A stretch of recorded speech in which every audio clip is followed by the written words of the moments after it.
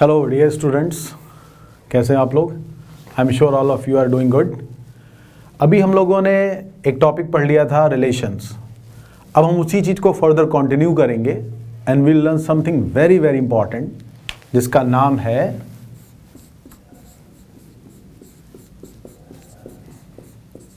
Functions. Maths का सबसे significant unit क्या है? कैलकुलस। तुम सब जानते होगे मैथ्स का सबसे important significant unit calculus. Competitions में खूब आता है, 12th में भी बहुत इंपॉर्टेंट है। और कैलकुलस की बैकबोन क्या है? फंक्शन। यानी हमें फंक्शन टॉपिक को बहुत अच्छे से सीखना है अगर हमको कैलकुलस पे कमांड करना है या इन जनरल मैथ्स पे कमांड करना है। तो इस टॉपिक को खूब ध्यान से पढ़ना है। I will try my best. और आपको भी इसको खूब अच्छे से सीखना है, प्रैक्टिस करनी है। तो फंक्शन की डिफिनीशन से शुरुआत करते हैं। But before I come to definition, मैं आपको थोड़ा सा एक्सप्लेन करता हूँ कि फंक्शन एग्जैक्टली क्या है। रिलेशन आप पढ़ चुके थे, तो हम रिलेशन के डिस्कशन को ही आगे बढ़ाएंगे और उससे हम सीखेंगे फंक्शन क्या है। ठीक, हमारे पास दो सेट्स हैं, एक सेट ए और एक सेट बी। सेट ए में कुछ एलिमेंट्स लेता हूं मैं, कुछ एलिमेंट सेट बी में। अब मुझे रिलेशन बनाना है सेट ए के एलिमेंट में और सेट बी के एलिमेंट में। What is it? रिलेशन बनाना है with elements of set A and elements of set B. यानी हम रिलेशन पर आ गए। बिल्कुल सही, फंक्शन एक रिलेशन ही है, बट जो रिलेशन नॉर्मल थे वैसा नहीं है। It has some peculiarities. वो पिक्यूलरिटीज क्या है वो मैं आपको पहले एक्सप्लेन करता हूं, समझाता हूं। आपने कुछ ऐसा करा कि x1 का रिलेशन बना किससे? y2 से। x2 का बना किससे? y1 से। x3 का रिलेशन किससे बना? y3 से। अब आप यहां पे ऑब्जर्व करें तो मैंने रिलेशन ऐसे बनाया है कि सेट A का कोई भी एलिमेंट लें, x1 या x2 या x3, उसका सेट B के कितने एलिमेंट से रिलेशन है? 1 एंड ओनली 1। जैसे x1 का रिलेशन किससे है? y2 से है। x2 का किससे है? y1 से है। x3 का किससे है? y3 से है, और किसी से नहीं है। तो x1 के करस्पॉन्डिंग इधर सेट B में सिर्फ कौन है? y2। x2 के करस्पॉन्डिंग सिर्फ कौन है? y1। x3 के करस्पॉन्डिंग सिर्फ कौन है? y3। Have a look at one more example और बात क्लियर हो जाएगी। सेम सेट A और B ले रहा हूं मैं।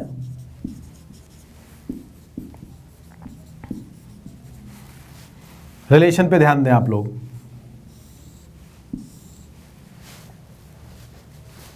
x1 का रिलेशन है y2 से, x2 का रिलेशन भी y2 से, x3 का रिलेशन y3 से। या और अच्छे से बोलते हैं, x1 के करस्पॉन्डिंग इधर कौन है? y2। x2 के करस्पॉन्डिंग y2। x3 के करस्पॉन्डिंग y2। ओके, y1 बेचारा छूट गया, कोई बात नहीं। अब दो कंफ्यूजन आते हैं स्टूडेंट्स के मन में। सर ये जो इधर y1 एलिमेंट है सेट B का, इसका तो किसी से कोई लिंक ही नहीं हुआ जैसे पीछे था। या ये जो एलिमेंट y2 है, इसका तो रिलेशन x1 से भी हो गया और x2 से भी हो गया। तो एक्चुअली में डिफिनीशन है क्या जिसके थ्रू ये फंक्शन है या ये फंक्शन है? तो let me tell you the definition. Definition मैं बोल रहा हूं प्रॉपर, उसको ध्यान से सुनो। Function is a relation between elements of set A to elements of set B such that corresponding to every element of set A there is a unique element in set B। क्या important word है?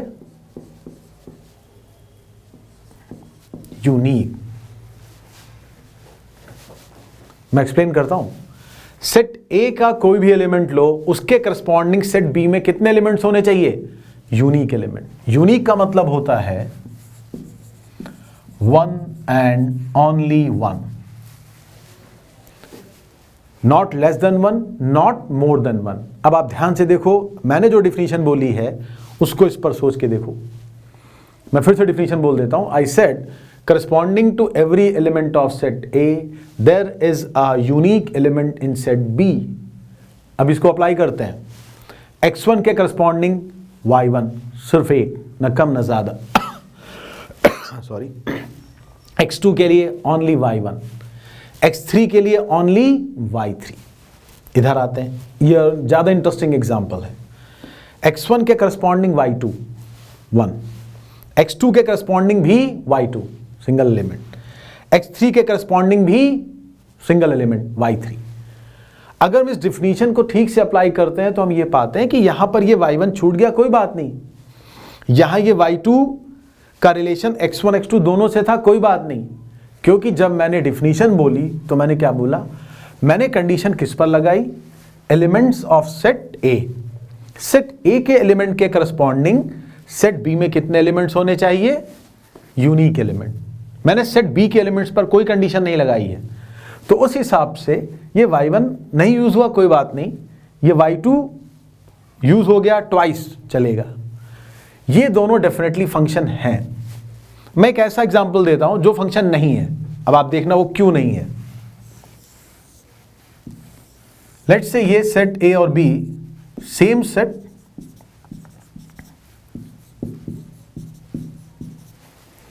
मान लो मुझे एक ऐसा function कोई बना के दे। कोई बोले क्या ये जो रिलेशन आपने बनाया क्या ये फंक्शन है, तो जिन्होंने भी ध्यान से सारी बातें सुनी दे मस्ट से इमीडिएटली कि नहीं सर ये एक फंक्शन नहीं है। क्यों नहीं है ये फंक्शन? ये फंक्शन ना होने का जिम्मेदार क्या x2 है? नहीं, x2 के करस्पॉन्डिंग तो सिर्फ कौन है, y3। बिल्कुल कंडीशन पूरी हो रही है, one and only one. x3 क्या ये जिम्मेदार है? नो, x3 के करस्पॉन्डिंग सिर्फ y3, one and only one. Main culprit कौन है? x1। x1 की वजह से ये जो रिलेशन है फंक्शन नहीं बन पाया, because x1 is element of domain a, that is set A, और उसके करस्पॉन्डिंग आपके पास सेट B में टू एलिमेंट्स हैं y1 और y2, जो यूनिकनेस की डिफिनीशन को फुलफिल नहीं करते। x1 के लिए दो ऑप्शंस हो गए ना, y1 y2 अलाउड ही नहीं थे, तो ये फंक्शन नहीं है। Let's take one more relation.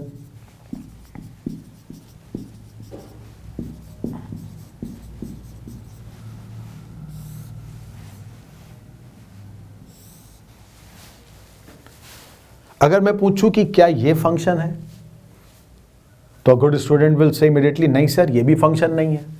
क्यों नहीं है फंक्शन? इस बार कौन जिम्मेदार है? x1? नहीं, x1 परफेक्ट। x1 के करस्पॉन्डिंग सिर्फ कौन है? Single y1। x2 के लिए सिर्फ कौन है? एक एलिमेंट y3।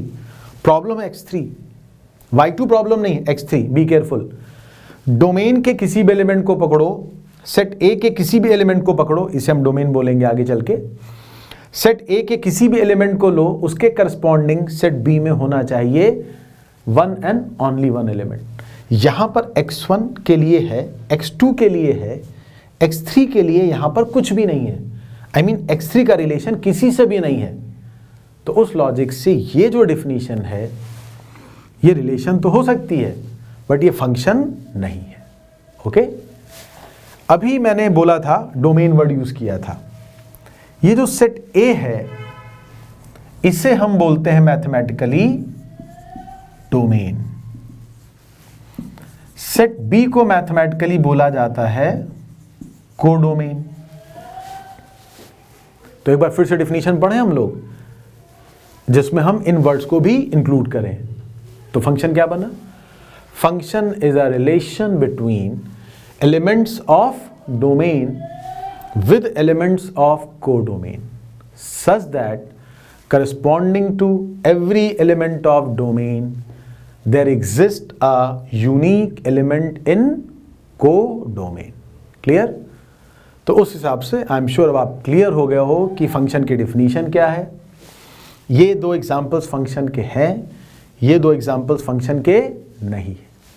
अभी हम लोग बात करते हैं इसी डिस्कशन को थोड़ा और प्रॉपर वे में लिखने का। मैथमेटिकल लिखते कैसे हैं? हम ऐसे पढ़ते हैं, F is the symbol of function. Facebook का सिंबल नहीं है ये, it is symbol of function. Function from A to B। कैसे बोलेंगे? Function from A to B, where A is set, this set is domain, this is codomain. जो यहां रहेगा वो क्या होगा? डोमेन. जो यहां होगा वो क्या होगा? कोडोमेन. करेक्ट है. अभी इनको लिखने के और भी तरीके हैं. ये तो समझाने का एक सिंपल वे था, डेफिनेशन भी मैंने आपको बताई. अभी मैं आपको फंक्शन की इसी डेफिनेशन को, इसी रिप्रेजेंटेशन को एक और तरीके से लिख के दिखाता हूं, और वो होता है function as ordered pair. Okay, function as ordered pair से मतलब क्या है अपना? जैसे ये जो हमने, मैं पहले एग्जाम्पल को ले रहा हूं, फर्स्ट वाले को, इसमें डोमेन के एलिमेंट्स को को डोमेन के एलिमेंट से लिंक करा मैंने. इसी बात को पेयरिंग करके लिख सकते हैं. पेयरिंग करके कैसे लिख सकते हैं? x1 किससे रिलेट हुआ है? y2 से.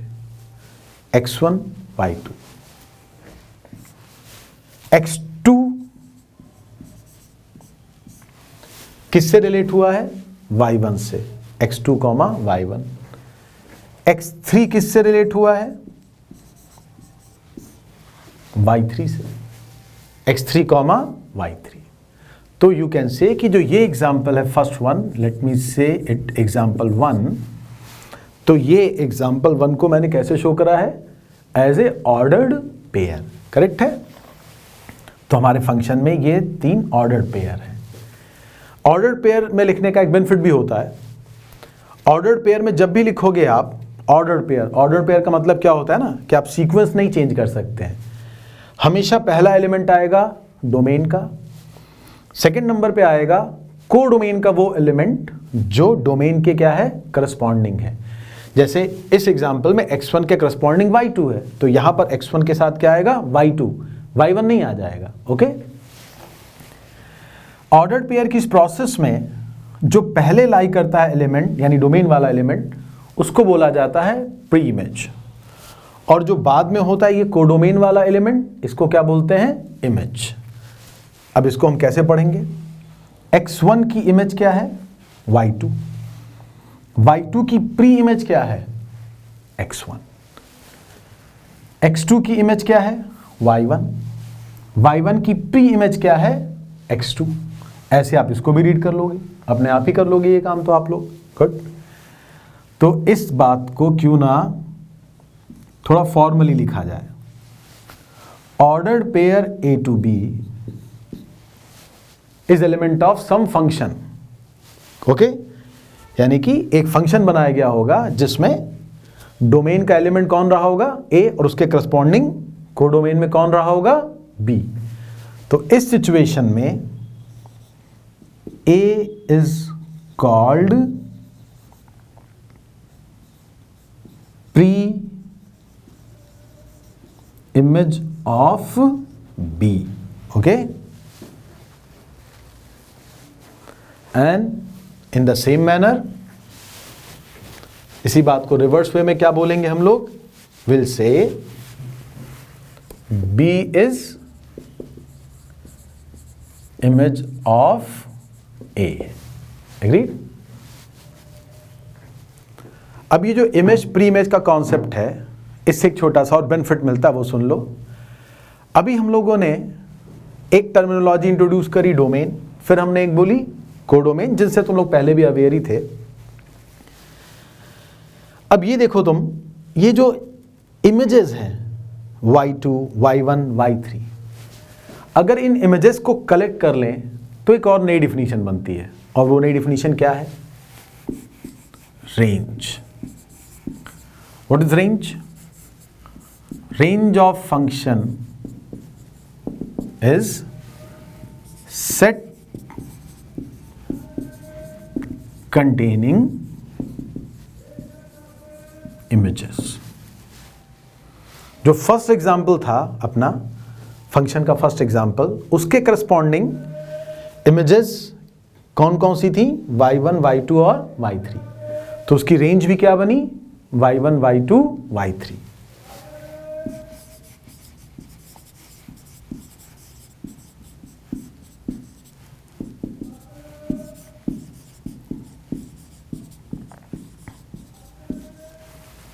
करेक्ट। ध्यान दो तुम लोग, अभी जो मैंने एग्जांपल लिया है उसकी रेंज है y1 y2 y3, और तुम देख रहे हो कि this is equivalent to codomain. Okay, अब ये रेंज और कोडोमेन में कुछ रिलेशन है, बिल्कुल है। जो एग्जांपल मैंने लिया था सबसे पहले, उस एग्जांपल में आपने देखा था कि रेंज और कोडोमेन आइडेंटिकल आ रही हैं। मैं एक और एग्जांपल ले लेता हूं।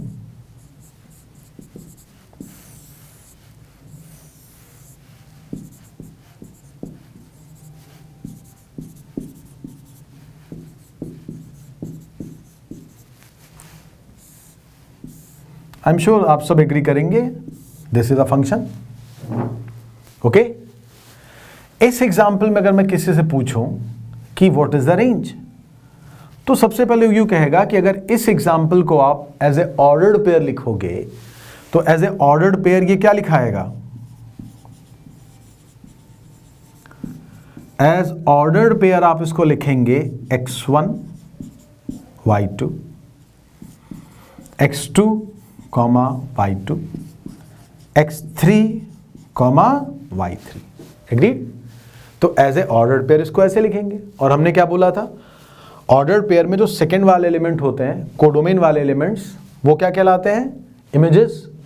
तो इसमें इमेजेस कौन कौन सी हैं? y2 और y3। और इमेजेस को कंटेन करने वाला सेट क्या कहलाता है? रेंज। तो यहां पर रेंज क्या हो गई? इस एग्जाम्पल में रेंज हो गई सेट y2, y3। क्लियर है बिल्कुल? तो ये रेंज को डिफाइन करने का एक तरीका है। अभी हम आगे बढ़ेंगे जैसे ही, तो रेंज को हम और भी इंटरेस्टिंग वे में डिस्कस कर लेंगे, लेकिन फिलहाल this is the way we define range with the help of function as ordered pair. Agreed है? बढ़ते हैं आगे।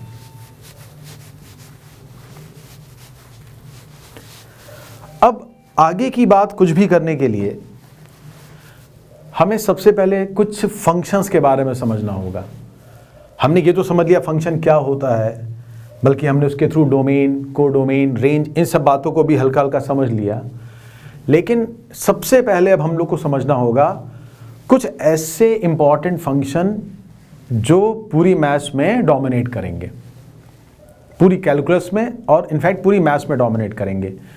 इनफैक्ट थोड़ा बहुत आइडिया तुम्हें 11th क्लास में भी है, जैसे तुम्हें पढ़ा ना 11th क्लास में ट्रिग्नोमेट्रिक फंक्शंस, जिनको तुम ट्रिग्नोमेट्रिक रेशियो बोलते थे, साइन थीटा, कॉस थीटा, ये सब क्या थे? ये सब ट्रिग्नोमेट्रिक फंक्शन है। आपने थीटा की वैल्यू डाली, साइन थीटा की वैल्यू मिल गई। तो जो थीटा था वो किसका एलिमेंट हो गया? डोमेन का। और जो साइन थीटा वैल्यू मिली वो एक तरह से क्या हो गई? रेंज। मैं इसको और अभी तुमको एक्सप्लेन कर लूंगा, आगे समझाऊंगा। लेकिन फिलहाल के लिए मेन इंपॉर्टेंट बात क्या है कि हमें कुछ इंपॉर्टेंट फंक्शंस पढ़ने हैं, उनको समझना है। उनके डोमेन के बारे में भी सीखेंगे, उनकी रेंज के बारे में भी सीखेंगे। तो अब हम लोग बात करेंगे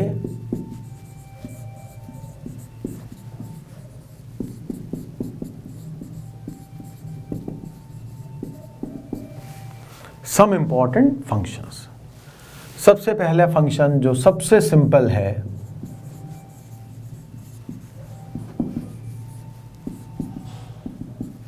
पॉलिनोमियल फंक्शंस। पॉलिनोमियल पढ़े ना तुम लोगों ने? सबने पढ़े इनफैक्ट। पॉलिनोमियल फंक्शंस का इंट्रोडक्शन तो तुम्हें थोड़ा बहुत 10th क्लास में क्वाड्रेटिक के टाइम पे भी हो गया होगा। मैं फिर भी पूरी डिफिनीशन बताता हूं। पॉलिनोमियल फंक्शन को हम ऐसे प्रेफर करेंगे लिखना, पी एक्स। पी मतलब सिंबल ऑफ पॉलिनोमियल, एक्स मतलब इन टर्म्स ऑफ एक्स। तो हम पॉलिनोमियल को ऐसे लिखते हैं,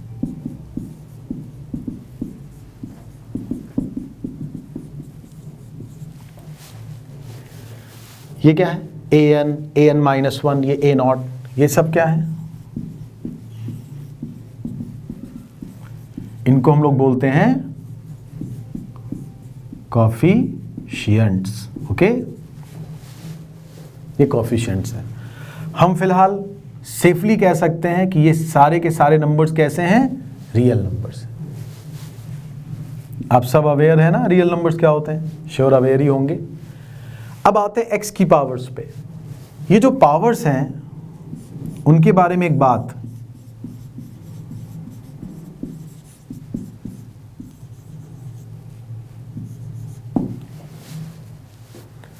all the powers of x belong to whole number, W is whole number. सब लोग जानते हैं ना होल नंबर्स क्या होते हैं, फिर भी लिख देता हूं।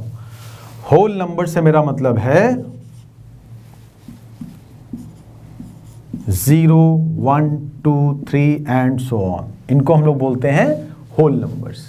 ओके, यानी कि आपके पास एक ऐसा सिस्टम है x की पावर्स में जिसमें x की सभी पावर्स कैसी हैं, होल नंबर्स हैं, या उल्टा बोले तो कोई भी पावर नेगेटिव नहीं है, कोई भी पावर फ्रैक्शन में नहीं है, और x के अलावा और कोई टर्म्स नहीं, सिर्फ x की पावर्स। ये नहीं कि साइन x आ गया, ये नहीं कि लॉग x आ गया, नथिंग, सिर्फ x की powers, x square, x cube, like that. उनके आगे कुछ नंबर्स मल्टीप्लाइड हैं जिनको हमने क्या नाम दिया, कोफिशिएंट्स। ये नंबर पॉजिटिव भी हो सकते हैं, नेगेटिव भी हो सकते हैं, रैशनल भी हो सकते हैं, इरैशनल भी हो सकते हैं, कुछ भी हो सकते हैं। यानी coefficients could be any real number, real numbers में सब आ जाता है, करेक्ट है। हम ये मान के चल रहे हैं कि जो ये an है ये जीरो नहीं है। an जीरो नहीं होने से क्या होगा, ये वाला टर्म एग्जिस्ट करेगा, ठीक। बाकी जीरो हो सकते हैं, नहीं भी हो सकते हैं, डिपेंड करेगा क्वेश्चन पर। ये जो n है ये बड़ा इंटरेस्टिंग टर्म है। n है क्या, इस डिफिनीशन में अगर आप देखो ध्यान से तो आप कहोगे ना कि सबसे बड़ी पावर x की कौन सी है, आप कहोगे x की सबसे बड़ी पावर n है सर। तो n इज कॉल्ड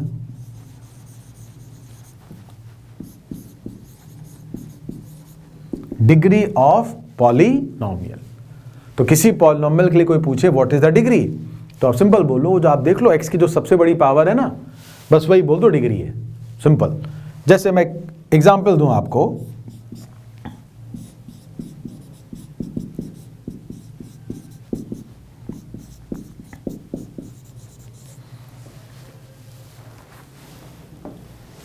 ये पॉलिनोमियल है, बिल्कुल है, absolutely it is a polynomial, no doubt. ये पॉलिनोमियल क्यों है, क्योंकि हम देख पा रहे हैं कि x की जितनी भी पावर्स हैं उसमें कोई भी पावर निगेटिव नहीं है, कोई भी पावर फ्रैक्शनल नहीं है।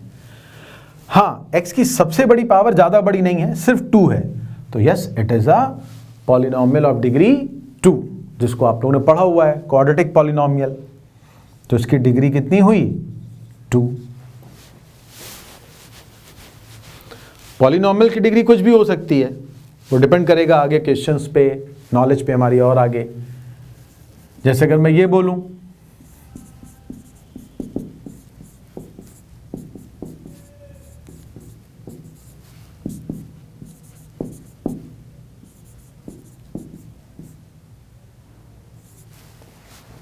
क्या ये पॉलिनोमियल है, यस बिल्कुल है। x की पावर 10 है, 9 नहीं है, कोई बात नहीं, 9 वाला टर्म मिसिंग है, उसके आगे क्या हो गया होगा, 0। x की पावर 10, x की पावर 5, जो भी पावर्स हैं x की उसमें कोई भी पावर निगेटिव नहीं है, ना ही फ्रैक्शनल है। तो इसके लिए हम क्या कह सकते हैं कि ये एक पॉलिनोमियल है जिसकी डिग्री कितनी है, 10। और इसमें an का काम कौन करेगा, 1। इस an को एक और नाम दिया जाता है, n नॉट इक्वल टू 0, ये तो ट्रुथ है। an is called as leading coefficient, बिल्कुल जेन्युइन नाम है। It is coefficient of highest power, highest power जो पॉलिनोमियल को लीड कर रही है, तो क्या नाम रखते हैं इसका, लीडिंग कोफिशिएंट। जैसे यहाँ पे लीडिंग कोफिशिएंट कितना है, 7। तो कई बार क्वेश्चंस में ये वर्ड आता है कि we have a polynomial whose leading coefficient is this that, तो इसका लीडिंग कोफिशिएंट 7, यहाँ पे लीडिंग कोफिशिएंट 1, दोनों पॉलिनोमियल के एग्जांपल। लेकिन अगर मान लो मैं किसी स्टूडेंट को ये एग्जांपल दूं, मैं कहूं कि एक मेरे पास एक्सप्रेशन है कुछ इस तरह का,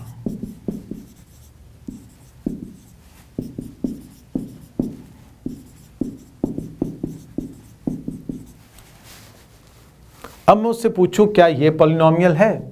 ऑफ कोर्स नो। ठीक ठीक ठीक ठीक, गड़बड़। ये x की पावर 1/2 ने सब गड़बड़ कर दिया। पावर कैसी हो गई? फ्रैक्शनल। जबकि हमने क्या कहा था? पावर ना तो नेगेटिव होनी चाहिए ना ही फ्रैक्शनल। पावर्स x की सिर्फ क्या होनी चाहिए? Whole numbers. तो ये डेफिनेटली एक पॉलिनोमियल का एग्जाम्पल नहीं है। करेक्ट?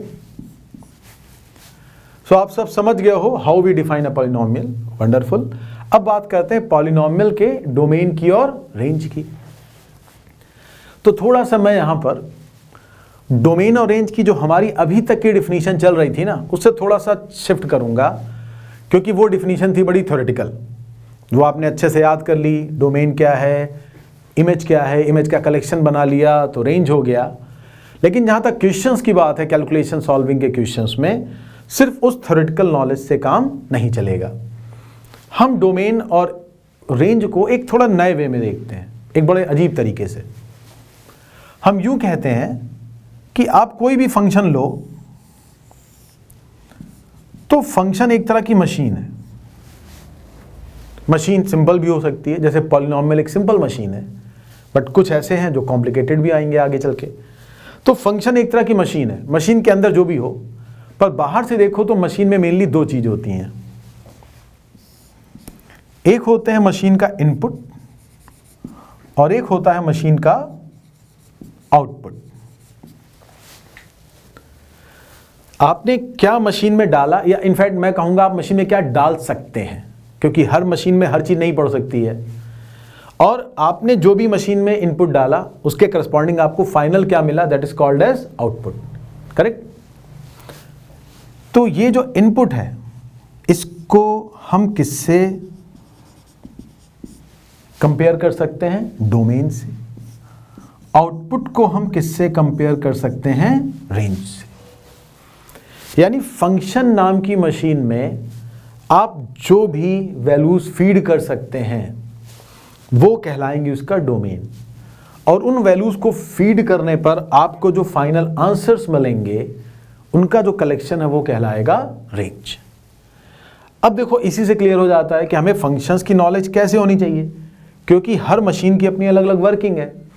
हर मशीन में हर तरह का इनपुट डालना पॉसिबल नहीं है। जैसे हम अपने पॉलिनोमियल फंक्शन की बात करें तो इस मशीन में it is a simple machine. इसके साथ अच्छाई क्या है, आप इसमें कुछ भी डाल सकते हैं। व्हाट आई मीन बाय कुछ भी? कुछ भी का मतलब हुआ कि आप इसमें कोई भी रियल वैल्यू फीड कर सकते हैं, एनी रियल वैल्यू। आप इसमें x को कोई भी रियल वैल्यू दे दें, उसके करस्पॉन्डिंग आपको एक फाइनल आंसर जरूर मिलेगा। जैसे आप क्वाड्रेटिक का एग्जांपल लो, जो आपने पढ़ी है पहले भी 10th में, तो आप यहां पर x की कोई भी वैल्यू डालो, छोटी वैल्यू, बड़ी value, positive value, negative value, सब चल जाएगी। और x की उस वैल्यू को डालने पर आपको px की भी कोई ना कोई फाइनली वैल्यू मिलेगी ना। क्या आपने जैसे x को यहाँ पे 1 डाला तो आपको क्या मिलेगा? 7 + 10, 17 - 1000, तो आपको मिलेगा एक नंबर 17 - 1000, जो भी नंबर है। 2 डाल दोगे तो कुछ चेंज हो जाएगा, कुछ और आंसर मिलेगा, लेकिन आंसर मिलेगा। तो इसमें आप जो भी डाल सकते हो, तो मैंने कहा ना इस मशीन में आप कुछ भी डाल सकते हैं। यानी यहां पर डोमेन है x बिलोंग्स टू R। हमारा मैथमेटिकल सिंबल डोमेन के लिए क्या है? x। हम जो भी वैल्यूज x को दे पाएंगे वो क्या कहलाएंगी? डोमेन। तो यहां पर आप x को कोई भी वैल्यू दे सकते हैं, इसमें हो या इसमें हो या इसमें हो। x की कोई भी value, positive, negative, big, small, सब एक्सेप्टेबल है। उन वैल्यूज के करस्पॉन्डिंग आपको कुछ ना कुछ फाइनल आंसर्स मिलेंगे, वैल्यूज मिलेंगी। तो डोमेन क्या हो गया? R, कैपिटल R, -∞ से +∞। क्लियर हो गया? गुड। अब रेंज की बात करते हैं। आउटपुट, हमने अपने पॉलिनोमियल नाम के फंक्शन में, मशीन में x की कोई वैल्यू डाली। अब उससे जो हमें फाइनल आंसर्स मिलेंगे उनका जो कलेक्शन है वो क्या कहलाएगा? वो कहलाएगा रेंज। रेंज रिलेटिवली थोड़ी सी ज्यादा ट्रिकी होती है कंपेयर टू डोमेन, क्योंकि रेंज होगी हमेशा इस बात पे डिपेंड। रेंज इनफैक्ट दो बातों पे डिपेंड होगी। एक तो मशीन का अपना नेचर कैसा है, अदर देन दैट आपने इनपुट क्या डाला है। इन दोनों के कॉम्बिनेशन से क्या निकलेगी? रेंज। फिलहाल पॉलिनोमियल्स के लिए मैं आपको रेंज याद करा दूं। तो प्रॉपरली कैलकुलेशन के थ्रू ऑब्जर्व किया गया है कि पॉलिनॉमियल सिस्टम्स में रेंज को लेके we have two type of observations. पहली ऑब्जर्वेशन ये है कि जो ये n याद आ गया ना क्या था, n वॉज द डिग्री, सबसे बड़ी पावर। जैसे यहां पे डिग्री कितनी है 10, तो ये जो डिग्री है it could be even, it could be odd. जैसे ये जो पॉलिनॉमियल है ये कैसा पॉलिनॉमियल है, ये इवन डिग्री का पॉलिनॉमियल है क्योंकि इसकी हाईएस्ट पावर 10 है, इवन नंबर है। ऐसे पॉलिनॉमियल भी है जिनकी डिग्री ऑड है, जैसे क्यूबिक फंक्शंस हैं, तो क्यूबिक फंक्शन की डिग्री कैसी होगी। मैं क्यूबिक का एग्जांपल लूं अगर,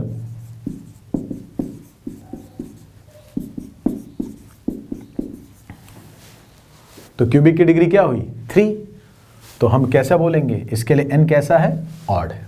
agreed. So the rule is very simple, जब भी आप एक ऐसा पॉलिनॉमियल लेंगे जिसकी डिग्री ऑड हो, ऑड डिग्री का polynomial, in that case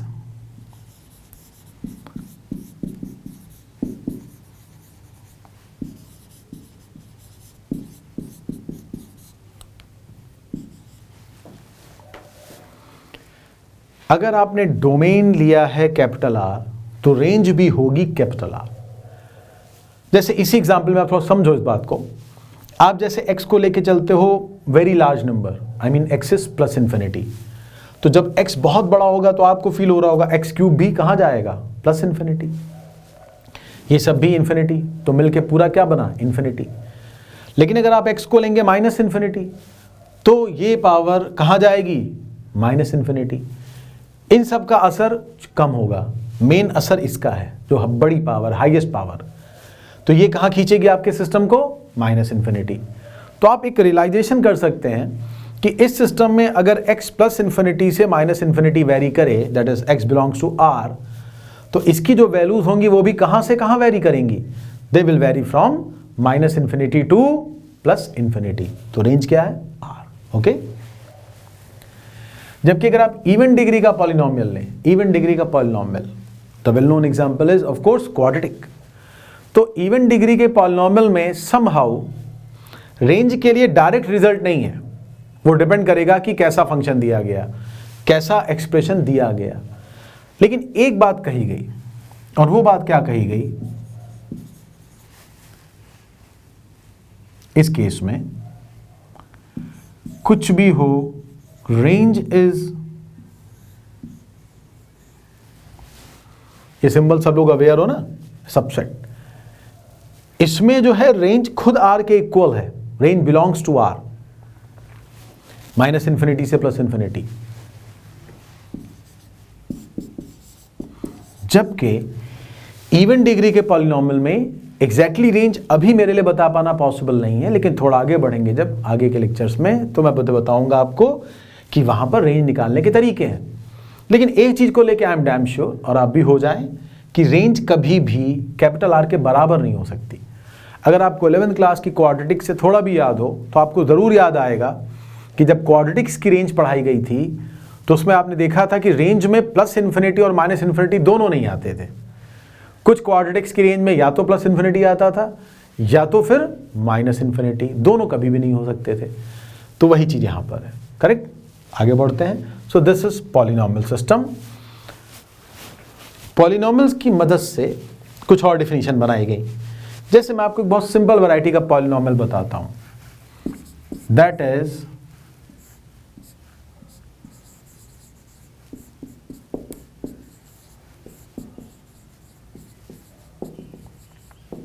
identity function. ये भी एक तरह का पॉलिनॉमियल ही है, इनफैक्ट बहुत स्पेशल कैटेगरी पॉलिनॉमियल की। इसको पता है कैसे लिखते हैं, ऐसे। आइडेंटिटी मतलब आप जो डालोगे इनपुट वही आउटपुट मिल जाएगा। आपका फंक्शन क्या है, f(x) is equal to x। f is symbol of function, x मतलब function written in terms of x। तो f(x) is equal to x, यानी आपने कोई वैल्यू डाली 1, करस्पॉन्डिंग आंसर भी क्या मिलेगा 1। आपने वैल्यू डाली इनपुट 2, करस्पॉन्डिंगली आंसर भी क्या मिलेगा 2। तो यहां पर इनपुट जो है वो बिल्कुल आउटपुट के इक्वल ही है। आइडेंटिटी फंक्शन में ऑब्वियसली क्लियर ही है, it is a polynomial. Domain क्या होगा? Capital R। And one more thing, ये पॉलिनोमियल की डिग्री कितनी है? 1। x की पावर यहां पे क्या है? 1। तो कैसा पॉलिनोमियल हुआ? Polynomial of odd degree.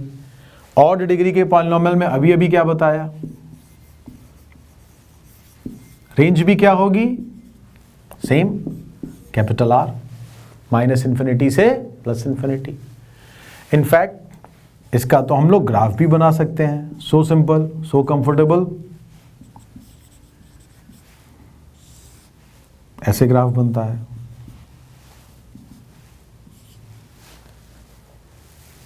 x को 1 डाला, fx की वैल्यू 1। x को 2 डाला, fx की वैल्यू 2। ऐसे ही सिमिलरली x को -1 डाला, fx की value -1।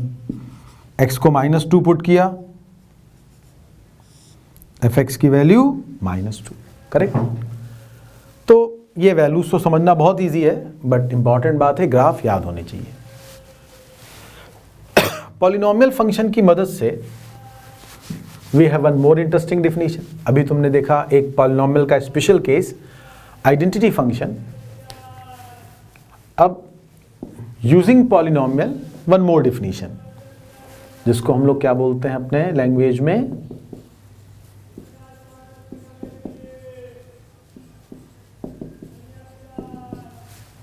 Rational function. What are rational function? Very simple. Rational function is defined as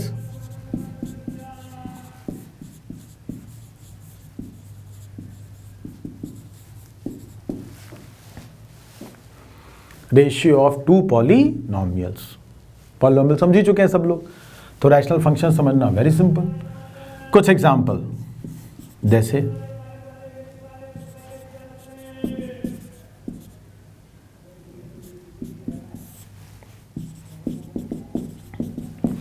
this is a rational function, agreed?